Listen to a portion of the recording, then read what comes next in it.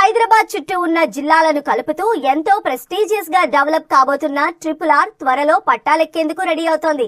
ఇప్పటికే RRR ఉత్తర భాగానికి NHAI టెండర్లను ఆహ్వానించడంతో దానికి అనుసంధానంగా ORR RRR రోడ్లను కలిపేలా రేడియల్ రోడ్ల నిర్మాణానికి శ్రీకారం చుట్టాలని తెలంగాణ సర్కార్ నిర్ణయించింది. దీంతో ప్రస్తుతం ORR RRR మధ్య జోరు మీదున్న రియాలిటీ రంగానికి త్వరలో మరింత ఫుల్ జోష్ దూసుకుపోనుంది.